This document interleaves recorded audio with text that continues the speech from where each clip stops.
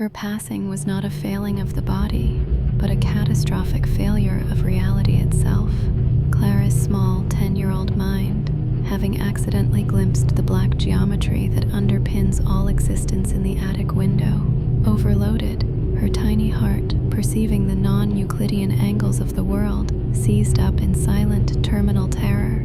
She was no longer in her bedroom, but in the echoing, shifting vestibule between worlds, a space of gibbous moonlight and sickening, wrong architecture. Here stood death.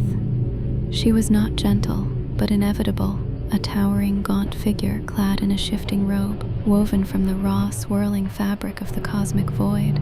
Her hair was not starlight, but the tendrils of absolute zero, and her face was a terrifying convergence of shadow in which distant nebulas spun and died. The scythe was a cyclopean curve of rusted starlight, a symbol not of simple harvest, but of final, chilling dissolution. Clara, still bound by the logic of her brief life, focused on the only thing she could perceive as real, the figure before her. She was not scared of death. She was terrified of the wet, rhythmic, gurgling chant emanating from the shimmering, cracked seam in the wall behind them, the seam where something waited. She felt tired, profoundly exhausted by the impossible knowledge she had gained. "Where are we going, Death?"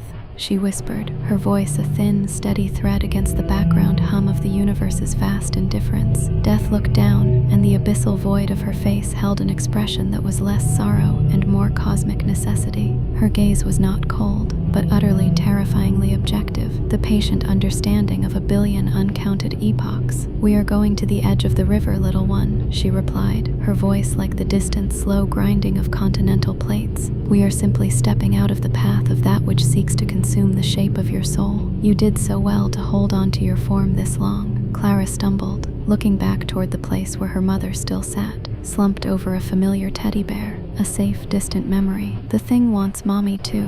Death stopped and knelt, the colossal figure bending with impossible and chilling grace. She placed one hand, cold, vast, and heavy with the dust of countless annihilated worlds, on Clara's shoulder. "It desires all things that possess the beautiful, fleeting delusion of life. But you gave her all the love you had, Clara, and the great old ones cannot touch love, for they do not comprehend pattern or emotion. It will remain her shield." Death turned her attention fully toward the shimmering, impossible seam in the wall. The sound of the gurgling chant intensified, and the air smelled of ozone, copper, and the silent agony of trapped geometric consciousnesses. The true ancient horror that had called Clara's soul was pressing through. Death, the ultimate finality, now became the ultimate guardian, standing between the innocent soul and the void's endless, hungry chaos. It was an impossible, fleeting moment of profound defiance, death protecting a life from something far worse than herself. It was a secret truth known only to the cosmos. Sometimes death fights fate. She took Clara's hand again, her terrible smile returning, a promise of absolute stillness. "Come now, Clara.